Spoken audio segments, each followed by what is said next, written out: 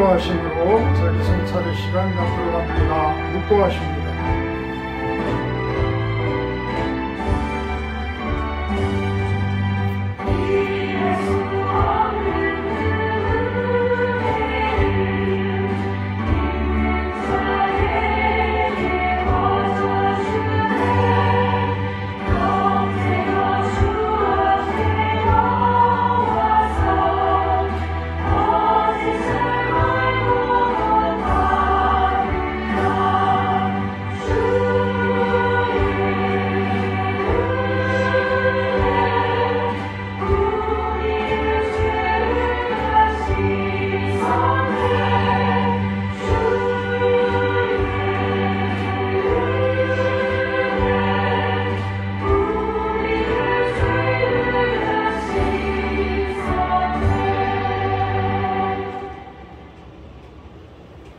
복 있는 사람은 악인들의 꾀를 따르지 아니하며 죄인들의 길에 서지 아니하며 오만한 자들의 자리에 앉지 아니하고 오직 여호와의 율법을 즐거워하여 그의 율법을 죄하로 묵상하는도다. 그는 시냇가에 심은 나무가 철을 따라 열매를 맺으며 그 잎사귀가 마르지 아니함 같으니 그가 하는 모든 일이 다 형통하리로다. 아멘. 찬송가 2장으로 찬양을 드립니다.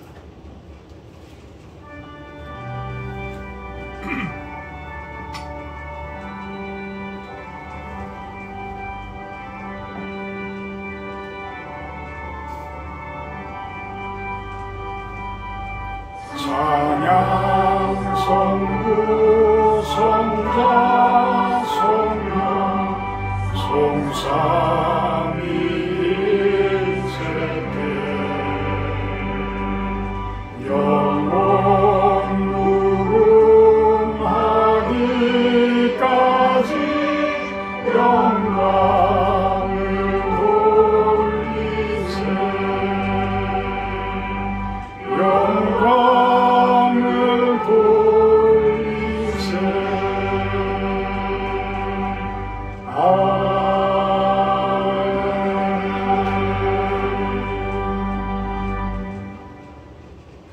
교동문 2번 교도가 들어갑니다. 교동문 2번 시편 2편 내용입니다.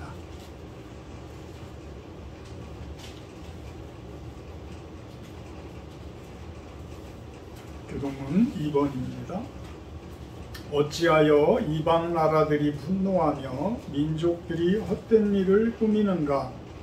세상의 고령들이 나서며 영혼들이 혼미하게 하여 여호와와 그의 기름 부음 받은 자를 대적하며 우리가 그들의 맹 것을 끊고 그의 결박을 거두자 하느니라. 하늘에 계신 이가 웃으시며 주께서 그들을 비우시리로다. 그때 분을 바라며 진노하사 그들을 놀라게 하여 이르시기를 내가 왕의 왕을 내 거룩한 산 시온에 세웠다 하시리로다. 내가 여호와의 명령을 전하노라. 여호와께서 내게 이르시되 너는 내 아들이라 오늘 내가 너를 내게 구하라. 내가 이방 나라를 내 유업으로 주지니 내 수가 땅 끝까지 이르리로다. 아멘. 사도신경 하심으로 신앙 고백하도록 합니다. 나는 전능하신 아버지 하나님 천지의 창조주를 믿습니다. 나는 그의 유일하신 아들 우리 주 예수 그리스도를 믿습니다. 그는 성령으로 잉태되어 동정녀 마리아에게 산하시고 본요 빌라도에게 고난을 받아 십자가에 못 박혀 죽으시고 장사된 지 4일 만에 죽은 자 가운데서 다시 살아나셨으며 하늘에 오르시어 전능하신 아버지 하나님 우편에 앉아 계시다가 거기로부터 살아있는 자와 죽은 자를 심판하러 오십니다. 나는 성령을 믿으며 거룩한 공교회와 성도의 교제와 죄를 용서받는 것과 몸의 부활과 영생을 믿습니다. 아멘. 258장 찬송하신 후에 구종심 사모님 기도해 주십니다. 찬송가 258장입니다.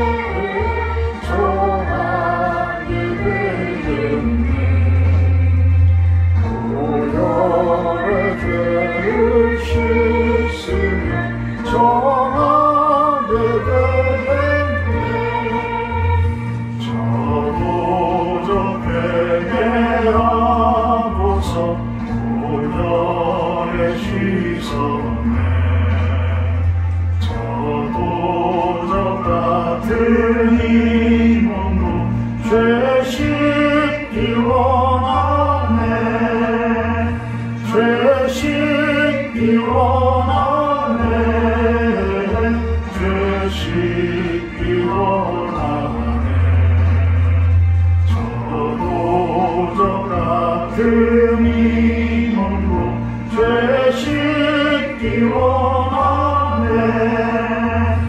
죄속함 받은 백성은 영생을 얻겠네.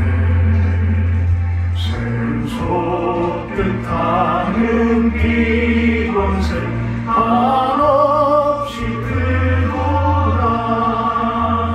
한없이 크구나. 한없이 크구나. 샘솟듯 하는 비건새 한없이 크구나. 나를 적게 하신 피곤이 그 사랑하노니. 살고만 받는 사랑을 늘 찬송하겠네. 늘 찬송하겠네. 늘 찬송하겠네. 살고만 받는 사랑을 늘 찬송하겠네.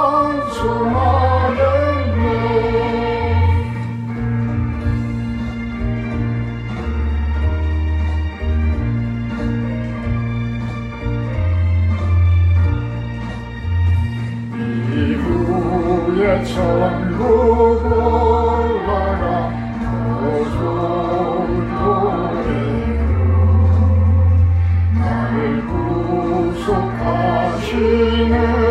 애를 늘 찬송하겠네.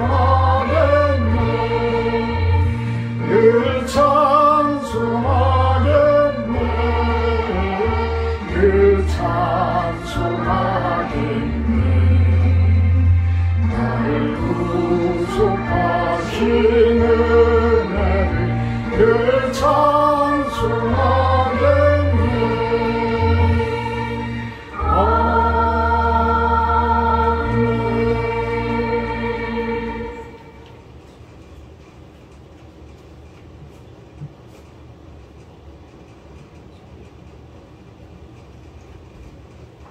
죄로 인해 죽을 수밖에 없는 저희 인생들을 그리스도의 보혈의 피로 사셔서 영생의 길로 인도하신 하나님 아버지의 무한한 사랑에 감사와 찬양을 드립니다. 그가 찔림은 우리의 허물 때문이요 그가 상함은 우리의 죄악 때문이라. 그가 징계를 받음으로 우리는 평화를 누리고 그가 채찍에 맞음으로 우리는 나음을 받았음을. 오늘도 우리의 연약함이 있지만 낙심 가운데 갇혀 있지 않고 이 말씀을 선포함으로 일어서게 하옵소서. 말씀이 우리의 심령을 깨우고 일으켜 세우실 줄 믿고 나아가오니 우리에게 성령의 충만으로 채워 주시옵소서. 목사님을 비롯하여 모든 성도들이 말씀을 읽고 그리스도의 비밀을 깨닫게 하시고 주님과 교통하며 그 기쁨으로 살아가게 하여 주시옵소서. 오늘은 특별히 실로원 교회 설립 12주년을 맞는 주일입니다. 황량한 이 골짜기에 주의 전을 세우게 하시고 지금까지 말씀과 기도로 단을 쌓아왔지만 빈자리를 보면 너무나 연약하고 부족한 저희의 영적 실체임을 부인할 수 없습니다. 그러나 전능하신 하나님 능력의 아버지께 구하고 찾고 두드리며 이 지역사회의 영혼들을 하나님의 상속자로 그리스도의 지체로 함께 약속에 참여하는 자로 세우며 그리스도 예수 안에서 함께 지어져가는 믿음의 공동체로 더 풍성해지고 부해지기를 기도합니다. 실로원 교회의 모든 성도들이 그리스도의 사랑을 알고 그 사랑의 너비와 길이와 높이와 깊이가 어떠함을 깨달아 하나님의 모든 충만하신 것으로 충만케 되기를 원합니다. 단위에 세우신 목사님께 날마다 성령의 기름 부으심을 충만케 하셔서 그리스도의 비밀을 캐내어 하늘의 신령한 꼴을 먹이는 목자가 되게 하시고 늘 기도와 말씀으로 무릎 꿇는 목자가 되게 해 주시옵소서. 멀리 여행 중에 있는 성도님들과 아픔과 고통 중에 힘들어하는 지체들의 안위를 지키시고 주님 안에 함께 하심의 역사가 드러나게 인도해 주시옵소서. 이 나라 이 민족을 지키시고 하나님의 택하신 거룩한 민족으로 이 땅에 하나님의 정의와 공의가 충만하게 하시며 열방을 향해 복음을 선포하는 선교 항복을 이루어가게 해 주시옵소서. 삶을 바쳐 복음을 전하는 선교사님들을 축복하시고 그들의 안위를 지키시며 복음이 그 땅에 흥왕하여지는 역사가 날마다 더하여지기를 원합니다. 이 시간도 마음과 뜻과 정성을 다해 하나님께 예배하게 하시고 우리를 구원하신 예수 그리스도 이름으로 기도하옵나이다. 아멘.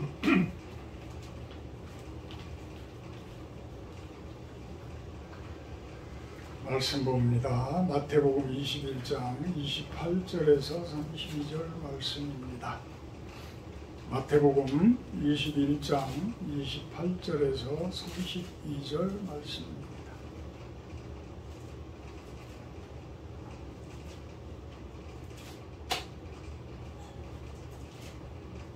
제가 봉독합니다. 그러나 너희 생각에는 어떠하냐? 어떤 사람에게 두 아들이 있는데 맏아들에게 가서 이르되 예 오늘 포도원에 가서 일하라 하니 대답하여 이르되 아버지 가겠나이다 하더니 가지 아니하고 둘째 아들에게 가서 또 그와 같이 말하니 대답하여 이르되 실소이다 하였다가 그 후에 뉘우치고 갔으니 그 둘 중에 누가 아버지의 뜻대로 하였느냐? 이르되 둘째 아들이니이다. 예수께서 그들에게 이르시되 내가 진실로 너희에게 이르노니 세리들과 창녀들이 너희보다 먼저 하나님의 나라에 들어가리라. 요한이 의의 도로 너희에게 왔거늘 너희는 그를 믿지 아니하였으되 세리와 창녀는 믿었으며 너희는 이것을 보고도 끝내 뉘우쳐 믿지 아니하였도다. 아멘. 오늘 말씀 제목은 포도원에 가서 일하라 이렇게 정해봅니다. 포도원에 가서 일하라.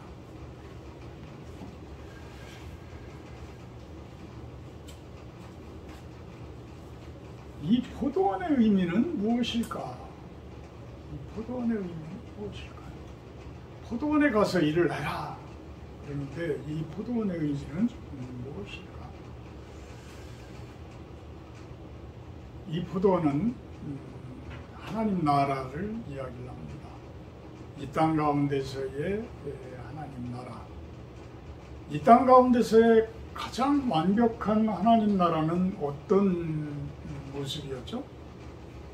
창세기 2장에 보면 에덴 동산입니다. 에덴 동산. 에덴 동산은 하나님께서 온 우주 만물을 창조하시고 마지막으로 사람을 창조하시고 나서 그 에덴 동산이라는 곳에 아담과 하와를 그곳에 지내게 합니다. 그러면서 그들에게 어떤 명령을 하느냐 하면 그곳을 경작하고 지키라라고 이야기를 합니다. 경작하고 지키라. 하나님 나라 천국은 천국 생활을 한다 그러면 희낙낙하며 놀면서 아무 일도 안 하고 힘든 일도 안 하고 그러면서 그냥 지내면 되는 그런 모습 아닐까? 천만에 경작하라, 지키라. 그래야지만 그곳이 유지가 된다. 경작하고 지켜야지만 하나님 나라가 유지가 된다. 그래서 항상 하나님께서는 우리들에게 가장 큰 명령이, 가장 작은 것부터 가장 큰 명령이 어찌 보면 이 포도원에 가서 일을 하라라는, 포도원에 가서 일을 하라. 당신이 창조해 놓으신 세상 속에 나아가서 그곳에서 열심히 일을 해다오. 열심히 일을 해다오. 이것이 바로 하나님의 가장 큰 명령이시고 뜻이 아닐까라는 생각을 해보게 됩니다. 이 하나님 나라, 완벽한 하나님 나라는 우리가 육신을 다 털어버리고 이제 영생의 그 하나님 나라로 들어갔을 때에 그 영적인 하나님 나라를 이야기를 하지요. 그렇지만 작은 하나님의 나라는 누가복음에서도 이야기했듯이 어디에 있다고요? 우리 안에 있는 하나님 나라. 작게는 내 마음속에 있는 하나님 나라.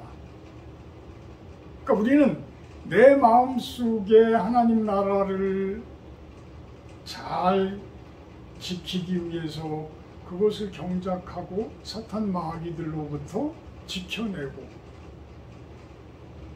계속해서 하나님 나라로 경작하며 만들어가는 그러한 모습들, 그것이 이제 점점 커져가면 내 가정이라는 하나님 나라도 되어지고 내가 일하는 일터도 되어지고 그것이 우리 실로원 교회도 되어지고 그 교회들이 모여서 우주적 교회, 유니버설 처치라는 그 우주적 교회를 하늘과 땅에 통일되어진 그 하나님 나라를 이야기하는 것을 말하기도 해요. 그래서 이 포도원은 그런 의미로 우리가 받아들여야 된다라고 생각을 해봅니다. 오늘 본문을 보게 되면 두 아들을 둔 어떤 분이, 어떤 사람이 맏아들에게 가서 포도원에 가서 일을 해라라고 명령을 하는데, 맏아들은 예 알았습니다 아버지 그러더니 가지 않았어. 근데 둘째 아들은 아 싫어요 그랬는데 나중에는 돌이키고 가서 열심히 일을 했다. 그러면 누가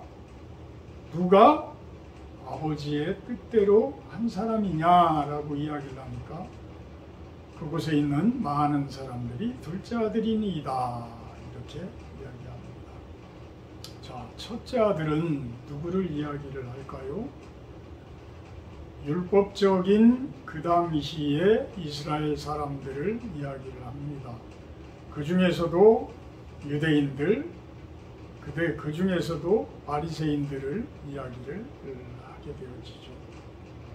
그들은 아주 율법을 어려서부터 난지 8일 만에 할례를 받고 아주 어려서부터 율법을 귀가 따갑도록 듣는 그러한 사람들이었어요.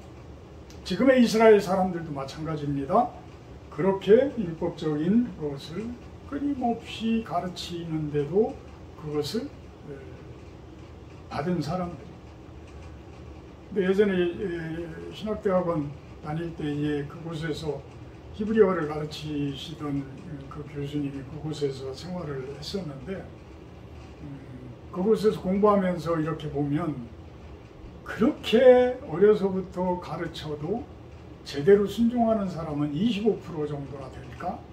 그 정도밖에 안 된다는 거예요. 율법에 충성하는 사람도, 그 율법에 충성하는 사람도 25%나 될까? 그렇다는 거예요. 나머지들은 그렇지 못하다. 근데 그 25%도 율법의 그 깊은 그 속에 있는 내면적인 그 부분을 깨닫고 실천에 옮기는 삶을 사는 사람들은 얼마나 되냐? 얼마 안 됐다라는 거예요. 특히 예수님의 시대 이때는 모든 사람들이 거의 다 타락할 정도가 되어져서 하나님께서 심판 아니면 당신의 아들을 보내는 방법 둘 중에 하나였어요. 그 방법밖에 없었어요. 완전히 세상을 심판해서 없애버리든지 아니면 당신 아들을 죽이시고 대신 그 죄값을 치르게 하든지, 그 방법밖에 없어요. 하나님께서는 이 세상을 그렇게 사랑하셔서, 우리들을 그렇게 사랑하셔서 그냥 싹 쓸어버리시지 않고 싹 없애버리시지 않고 당신의 아들을 보내신 거라. 당신의 아들을 보내셨다. 이 맏아들은 지금 이야기하는 그 바리새인들, 그 율법주의자들, 겉으로는 멋지게 옷을 입고 랍비 같은 그 옷들을 입고서 하는 행동들을 보면 완전히 마귀의 일들을 하고 있는 것이죠. 그러니까 예수님을 못 알아보는 거예요. 하나님의 아들을 못 알아보는 거예요. 스펄전 목사님은 그 표현을 해요. 네로 황제 시대 때에 네로 황제는 로마의 가장 폭군이었었어요. 폭군. 그리고 기독교인들을 가장 심하게 박해한 그런 황제야. 그런 황제야.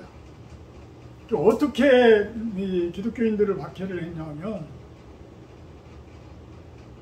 원형극장 그 가운데에다가 넣어놓고 로마 시민들이 휴일날 다 모여가지고 그 원형극장에 꽉 차. 지금의 야구장 같은 그런 모습이에요.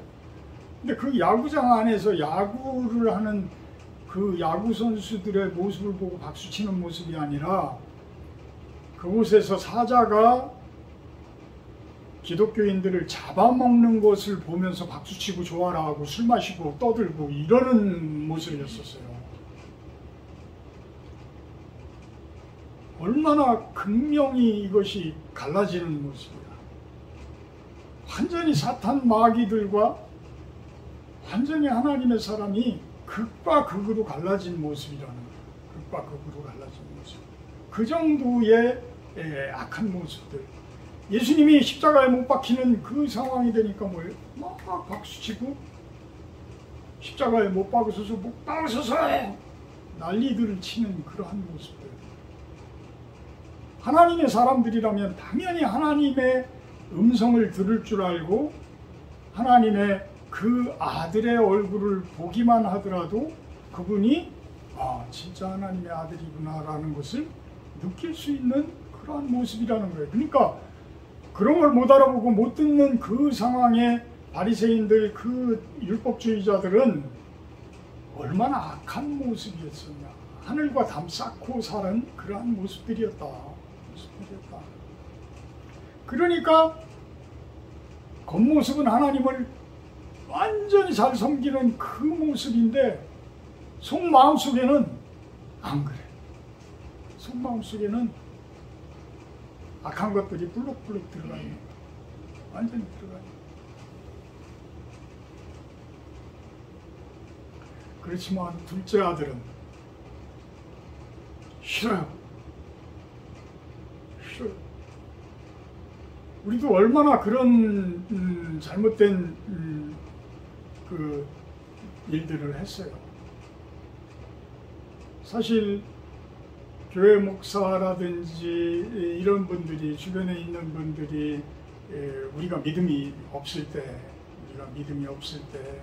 우리들에게 전도하고 막 가까이 다가오고 그러면 가까이 다가오지 못하게 딱 끊어버리고 어떤 말로 그냥 더 이상 말을 못하게 그냥 만들어버린다든지 이런 식으로 했던 적들이 얼마나 많아요. 그러니까 스펄전 목사님이 계셨던 그 시대에도 그런 것들이 아주 많았다. 그렇지만 그렇게 살아왔던 우리들이지만 이제는 주님 앞에 와서 순종하는 모습으로 머리 숙일 수 있다는 것, 이것만 하더라도 둘째 아들의 모습, 그들은 바로 아주 낮은 모습이었지만 예전에 보잘것없는 세리와 창녀와 같은 그러한 모습일지 모르겠지만 그들이 이제는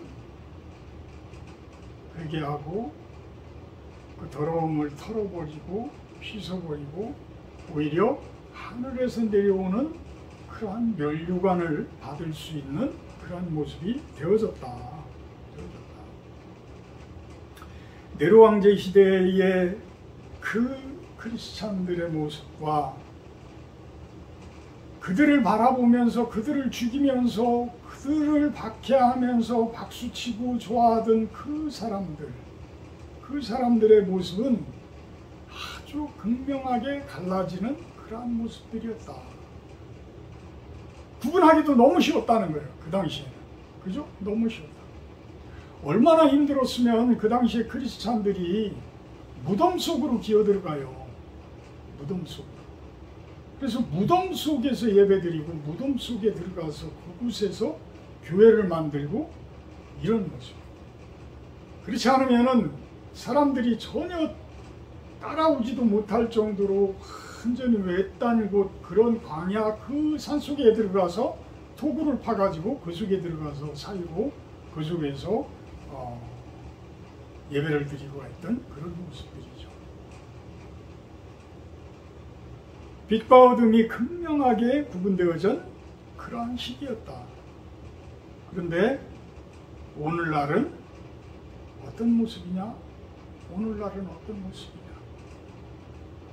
교묘히 우리들의 마음과 우리들의 생활 가운데 숨어서 있는 그러한 악한 세력들이 너무나도 많다. 알곡과 쭉정이를 구분해낼 수 있는 그러한 시대가 아니다라는 거예요. 너무나 어렵다라는 거예요. 요즘 시대는. 사실 요즘 시대는 극명하게 이렇게 갈라지는 그런 모습들이 아니고 모든 것들이 어찌 보면 혼재되어져 있는 그런 모습이잖아요. 그래서 열심히 기독교 교회를 다니고 그렇게 신앙이 좋고 믿음이 좋다라고 하는데 왜 정치판에 들어가면은 완전히 극과 극이 되어져 버리는 그런 모습일까? 저는 그런 생각도 많이 해봐요.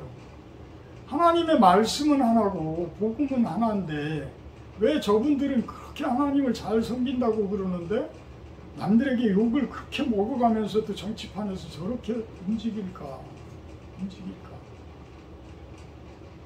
또 반대로 그 사람들의 입장에서 바깥 사람들을 바라보면 그 반대의 입장이겠죠. 전혀 반대의 입장이겠죠. 근데 진리는 하나인데, 진리는 하나예요. 누가 알곡이고 누가 축정인지 구별해내기가 너무 힘들어. 근데 그것은 시간 지나보고 추수할 때가 되면 극명하게 드러난다라는 거예요. 극명하게 드러난다. 죄는 반드시 심판이 따라요. 그래서 추수할 때가 되어지면 쭉정이는 반드시 걸러져서 불에 태워진다라는 거예요. 불에 태워진다. 그 고통이 얼마나 크겠어요. 물론 알면서 한 사람들은 어마어마한 고통을 받을 것이고 그것을 모르면서 그냥 가스라이팅 당해서 쫓아다니는 사람들은 그래도 덜할 것이에요. 그래도 덜할 것이야. 그렇지만 하나님께서는 반드시 우리가 죽고 나면 그것을 심판을 하신다. 그래서 알곡은 모아서 어떻게 해요? 하나님 나라라는 창고에 들여서 영생을 살게 하시고 쭉정이는 모아서 불에 태우는데 금방 태워지는 것이 아니라 영벌에 처해지는 거예요. 영벌. 이 아주 심각한 이야기죠. 그죠? 영생과 영벌이 우리 마태복음 25장 45절에서 46절 한번 보실래요? 마태복음 25장 45절에서 46절 한번 읽어봐 주세요.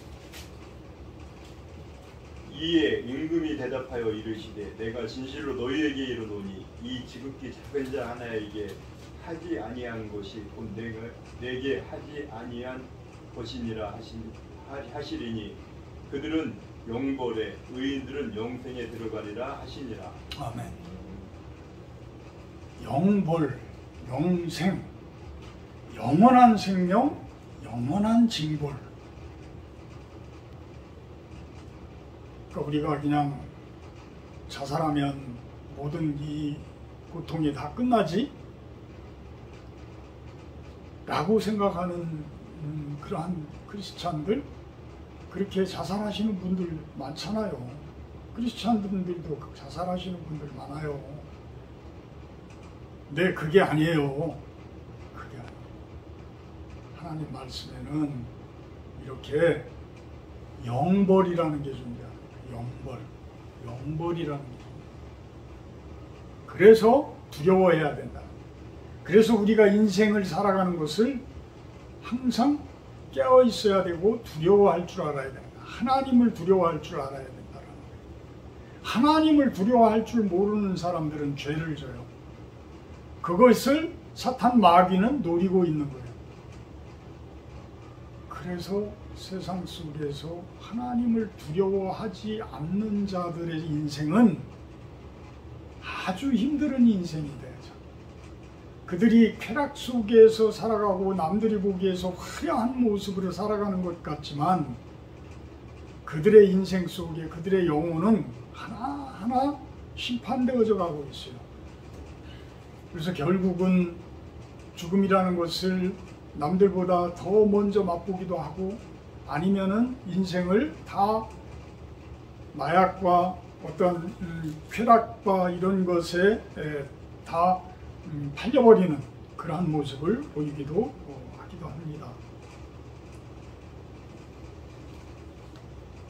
오늘 예수님께서는 이 마태복음 25장 45절, 45절에 보게 되면 무엇이 잘 사는 모습이냐, 무엇이 영생에 가는 모습이냐를 이야기할 때 뭐예요? 지극히 작은 자 하나에게 하는 것, 이 표현을 해요. 지극히 작은 자 하나에게 하는 것. 그러니까 우리 인생 가운데, 우리 삶 가운데에 나보다 낮은 자, 나보다 약한 자, 나보다 작은 자에게 내가 어떻게 살아왔느냐. 나보다 강한 자들은 뭐 그거는 어떻게 하든 그 사람들이 나보다 강하니까, 나보다 더 돈도 많이 가지고 힘도 많이 가지고 있으니까 그거는 그렇게 중요한 것이 아닌데, 나보다 작고 나보다 힘없는 사람에게 어떻게 했느냐. 어떻게 했느냐. 우리 군대 생활 다 해봤죠. 제가 제일 싫어했던 사람 중에 한 명은 무슨 사람이냐 하면 강한 자에게 강하고 약한 자에게 강한 사람, 강한 자에게 약하고 약한 자에게 강한 사람, 반대로 얘기해요. 강한 자에게는 아주 싹싹, 밑에 그냥 힘없는 사람들은 들들들들 볶아. 왜? 그래야 지가 편하니까. 지가 편하니까. 그래서 제가 군대 생활할 때 제일 싫어했던 사람들은 대부분 살이 찐 사람들. 대부분 살이 찐 사람들은 자기가 이 세상에서, 그러니까 군대가 아닌 세상 가운데에서 편하게 살았으니까 살이 쪘나 봐. 그러니까 군대 와가지고는 자기는 움직이기 싫으니까 밑에 그 쫄병들만 아주 그냥 덜덜 볶아요. 근데 예수님은 정반대로 이야기하죠? 그죠? 정반대로. 우리가 세상 가운데서도 나보다 약한 사람, 나보다 힘없는 사람을 잘 케어하라는 거예요. 그들을 위해서 일을 하라는 거예요. 그들을 위해서 열심히 생활을 해주라는 거예요. 우리가 어찌 보면 돈 버는 것들, 우리가 건강 챙기는 것들, 우리가 많은 것을 가지는 것도 어찌 보면 그러한 힘없는 사람들을 위한 그러한 과정들을 살아라 라는 그러한 뜻도 다 포함되어 있는 거죠. 그게 바로 포도원에서 일을 하는 것이고, 그것이 바로 하나님 나라를 이 땅 가운데 세워가는 그러한 과정이다. 그러면서 내가 도울 수 없는 것들을 만들어 가지고 도울 수 없는 입장이지만, 그래도 그 와중에도 내가 나보다 더 없는 사람을 위해서 내가 베풀어 줄 수 있고 내가 일을 해줄 수 있다라고 한다 그러면 그것이 하나님께 칭찬을 받는 일이겠죠. 당연히 칭찬을 받는 일이겠죠. 비록 예전에는 우리가 순종하지 못해서 바로 하나님께, 바로 아버지께 네 하겠습니다 하고 실천에 옮기지는 못했을지 모르지만 그래도 뉘우치고 회개하고 눈물 뿌리면서 회개하고 다시 내 인생을 바꿔서 가서 일을 할 수 있는 그런 모습이라면 하나님께서 얼마나 좋게 받아들일 수 있겠는가라는 생각을 해봅니다. 공개적으로 하나님께 불순종하는 자들, 아까 잠깐 이야기했지만 목사의 요구에도 대놓고 거부하는 그러한 사람들.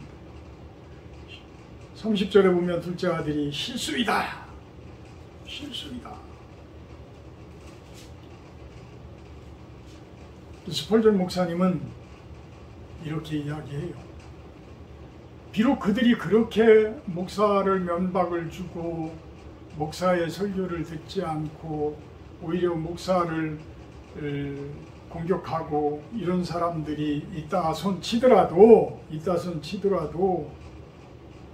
이 설교자는 여러분을 즐겁게 하는 것보다 더 높은 목적을 가지고 있습니다. 이렇게 표현을 합니다. 그러니까 설교자는 성도들을 교회에 설교 들으러 오신 분들을 기분 좋게 해주고 그러면 다 좋겠죠. 응? 달콤한 이야기들 해주고 좋은 이야기들 해주고 농담도 막 해주고 그러면 얼마나 좋겠어요. 그렇게 하시는 목사님들도 많이 있잖아요. 인기도 좋고 좋아요. 근데 진짜 알맹이가 있어야 된다는 거예요. 진짜 알맹이가. 스펄전 목사는 맛이 없는 구원의 진리를 계속 먹일 것입니다. 이렇게 표현합니다. 맛이 없는 구원의 진리. 듣기 싫어. 왜? 내가 못하고 있는데 자꾸만 하라고 그러니까. 내가 못하고 있는데 자꾸만 하라고 그러니까 짜증나지. 그러니까 싫어요. 나 안 갈래요. 그래도 목사들은 계속 그런 이야기를, 그런 말씀을 선포를 해야 된다는 거예요. 맛이 없지만, 맛이 없고, 맛이 없는 것은 둘째치고 양심을 찔리게 하고 가시 같은 모습이고 그런 말씀으로 들릴지 모르지만 그분들의, 성도분들의 구원을 위해서 그 복음을 계속해서 전해야 한다. 그런 이야기를 하고 아무리 맷돌 같은 강팍한 마음을 드러내도 그들이 깨달을 때까지 묵묵히 실천해야 합니다. 이렇게 표현을 합니다. 그때의 그 둘째 아들처럼 그 후에 뉘우치고 회개는 모든 것을 용서하도록 합니다. 그것이 바로 십자가의 의미라는 것입니다. 회개는 바로 예수님의 십자가 앞에 내가 서는 것을 이야기합니다. 죄악으로부터 사망 심판에서 부활의 인생으로 거듭나게 해주십니다. 내가 십자가 앞에 선다는 것, 그것은 바로 회개하는 마음이 있을 때에만 그 십자가 앞에 설 수 있다는 것이죠. 그 둘 중에 누가 아버지의 뜻대로 하였느냐? 이르되 둘째 아들입니다. 예수님께서 그들에게 이르시되 내가 진실로 너희에게 이르노니 세리들과 창녀들이 너희보다 먼저 하나님의 나라에 들어가리라. 겉모습만 화려하게 하고 겉치장만 멋있게 하고 찬란한 그러한 옷들을 입고 속으로는 딴 생각을 하고 속으로는 자기 욕심을 만들어가고 속으로는 자기의 이권만을 생각해 나간다고 한다 그러면 그들이 과연 지극히 작은 자에게 충성되어진 모습입니까? 지극히 작은 자들을 위하는 그러한 일들을 하고 있을까? 그 이야기를 하고 있습니다. 그렇지만 오히려 예수님은 세리들과 창녀들과 식사를 하시고 그들의 죄를 용서하시고 그들을 오히려 안아주시고 그들을 오히려 제자 삼아 주셨다라는 거예요. 우리들이 지금까지 살아온 인생이 세리와 창녀의 모습이었다라고 한다 그러면 이제 우리들은 진정으로 예수님의 십자가 앞에 서야 된다라는 이야기를 하는 겁니다. 그 당시의 세리는 우리의 일제시대 때의 일제 앞잡이들로 보면 돼요. 그래서 우리 한국 사람들, 조선 사람들의 그 피땀을 다 그 갈취를 해가지고 일본으로 보낸 사람들. 그러니까 그들을 얼마나 싫어하는. 그러니까 이스라엘 민족들도 그 당시에 로마의 앞잡이였었던 세리들을 그렇게 미워했던 거예요. 세리들을. 그래서 그 세리들은 상종을 안 했던 거지. 나는 안 그래. 나는 그런 사람들과 못 놀아. 저들은 죄인이야. 근데 진정한 죄인은 십자가 앞에 서지 못하는 그 사람들이 죄인이었더라는 거예요. 그 사람들이 죄인이었다. 오히려 세리와 창녀들이 먼저 하나님 나라에 들어갔다라는 거예요. 들어갔다라. 포도원에 가서 일하라. 우리에게 포도원의 의미는 우리의 인생 전체가 포도원이 되어야 합니다. 내 인생 전체가 포도원으로, 예수님의 포도원으로 만들어지는 그러한 인생이 되어져야 된다는 거예요. 지금까지는 그것이 오염되어져서 완전히 죄악이라는 그 풀로 다 덮여 있을지 모르지만 얼마나 힘들어요. 저 바깥에서 풀 뽑아보신 분들은 알지만 그 뜨거운 날씨에 환삼동굴이나 칡렁쿨 같은 것들 그렇게 쉽게 죽지를 않아요. 뽑아도 나와. 뽑아도 또 나와. 그래서 정작 내가 심고자 하는 포도나무가 그들에게 다 뒤덮여서 다 죽고 남는 게 없어. 내가 일을 하지 않으면, 내가 경작하지 않으면, 내 마음도 똑같다는 거예요. 내 신령도 똑같다는 거예요. 내 가정도 똑같다는 거예요. 내 삶 가운데서 우리의 인생을 갉아먹는, 우리의 인생을 죽이는 그 악한 영들의 그 풀을, 그 자풀들을 다 뽑아내야 된다. 그걸 갖고 해야 되는 거예요. 그 일을 해야 된다는 거예요. 그것이 어찌 보면 가장 큰 하나님의 명령이시고 가장 큰 하나님의 뜻이에요. 하나님의 뜻이. 꼭 하나님의 뜻이 우리로 하여금 뭐 저 선교지에 가서, 아프리카 선교지에 가서, 옛날에는 뭐 중국, 러시아, 뭐 이쪽에 필리핀 이쪽으로 많이들 선교했는데 요즘에 이제 그쪽에서 워낙 이제 잘 사라지고 소득도 높아지고 그러니까 그곳에서 감당들이 안 되니까 이제는 아프리카들로 많이 가죠. 많이 가요. 근데 그보다도 더 중요한 것은 그렇게 가서 선교하는 것도 중요해요. 그것도 포도원을 가꾸러 가는 것이니까. 근데 그 포도원이 중국에 있는 포도원, 러시아에 있는 포도원, 필리핀에 있는 포도원, 뭐 아프리카에 있는 포도원일 뿐이지 그 포도원이 내 안에는 없나? 내 안에도 그 포도원이 있잖아요. 그 포도원을 갖고 와야 돼. 내 가정에도 갖고 와야 돼. 다 우리들의 달란트에 따라서, 우리들이 가지는 은사에 따라서 먼 곳에도 보내고 가까운 데서도 일을 하게 하시고, 이것이 하나님의 뜻인 거죠. 첫째는 내 포도원을 내가 잘 가고, 내 포도원 내가 잘 가고, 우리의 일 자체가 선한 모습이 되어져야 되고, 지극히 작은 자들에게 충성하는 그러한 일이 되어질 때에 우리는 하나님께서 세워놓으신 내 주변의 그 포도원에서 충성되이 일하는 그러한 모습이 될 것입니다. 사랑의 하나님, 감사합니다. 끊임없이 주님께서는 우리들로 하여금 포도원에 가서 일을 하라고 합니다. 간다고 하면서 가지 않은 그러한 참으로 큰 죄를 짓는 사람들도 있고 또 가지 않겠습니다 하고서도 회개하고 눈물 뿌리며 그 길로 나아가는 사람들이 있습니다. 하나님, 둘째 아들의 모습처럼 우리들이 순종하게 하여 주시옵소서.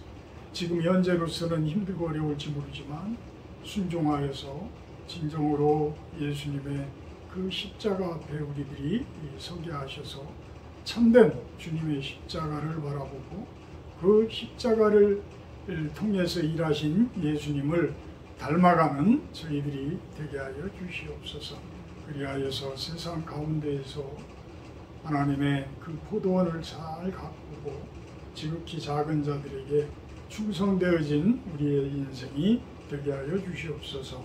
예수님의 이름으로 기도합니다. 아멘. 50장 1절 하며 구원하도록 합니다.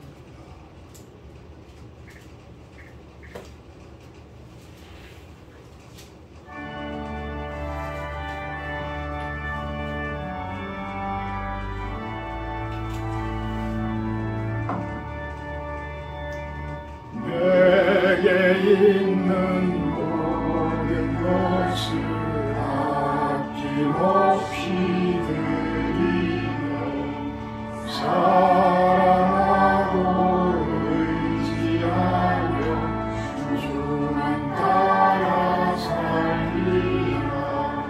주께 드리네 주께 드리네 사랑하는 구주 앞에 모두 드리네.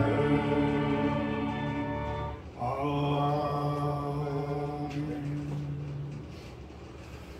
빈손으로 오지 않고 마음을 담아서 이렇게 주님께 올려드립니다.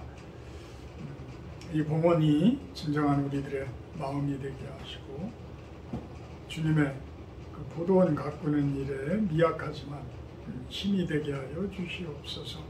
또한 그 손길들 축복하셔서 그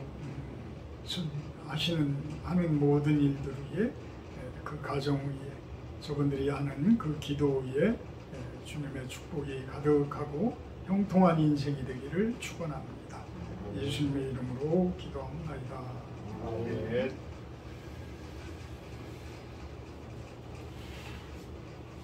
다 같이 단톡방에서 우리가 받았지만 우리 서은석 집사님이 고생하면서 아마 간 것 같아요. 며칠 걸린 것 같아. 며칠 걸린.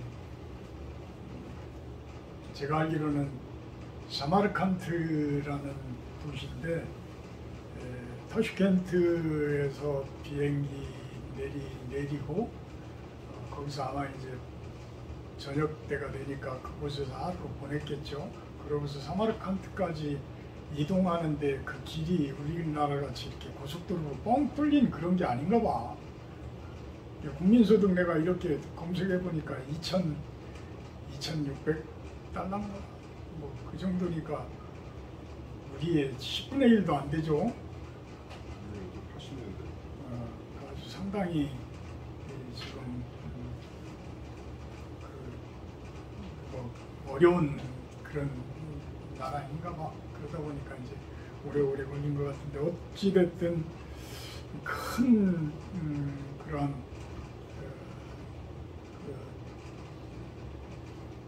공황장애 뭐 이런 걸로 내가 걱정을 많이 했는데 그래서 기도도 많이 했는데 뭐 그런 이야기는 없는 거 보니까 꾸불꾸불한 길 이야기만 하는 거 보니까 그래도 잘 도착한 것 같아요. 그래서 우리가 잘 큰일 대사 잘 치르고 오도록 기도해 주시기 부탁합니다. 다음 주 예배 기도는 주일 예배 기도는 김재훈 집사님이시고요. 식사 교제는 오늘 실로원에서 그대로 합니다.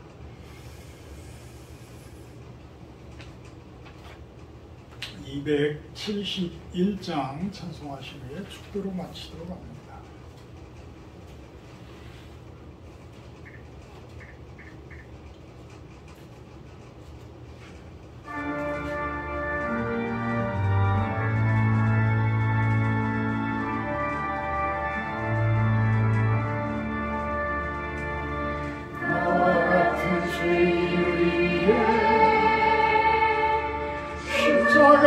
지시고 골고다의 언덕길을 피를 이어가시고 그 주님을 배반하고 그의 사랑 버리고 자비하신 주의 마음에 가신 것을 알았네. 가슴 치며 통회하고 주님 앞에 나오니 십자가의 흘린 피로 용서하여 주소서. 마음이 치우라통하며 마음을 세워 외치는 이죄인의 울부짖음 물리치지 마소서.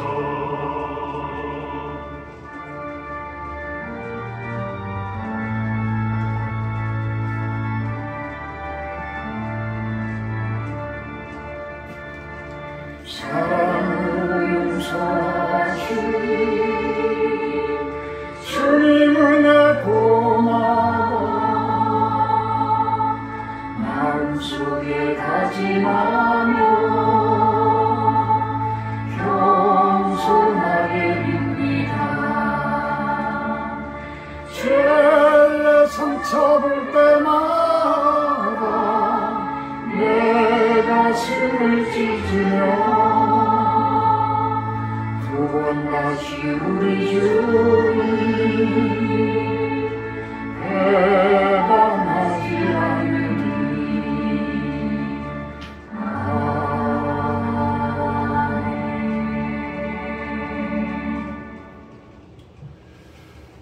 이제는 우리 주 예수 그리스도의 은혜와 아버지 하나님의 극진하신 사랑하심과 성령의 교통 임재하심의 축복이 이곳에 모인 우리 시도원 성도님들 머리 위에와 영상을 통해서 예배드리는 성도님들 머리 위에 온 세상 가운데 영적인 세상 가운데 있는 그 포도원을 잘 갖고 나가는 당신의 귀한 백성들 머리 위에 영원토록 함께하기를 간절히 축원하옵나이다. 아멘.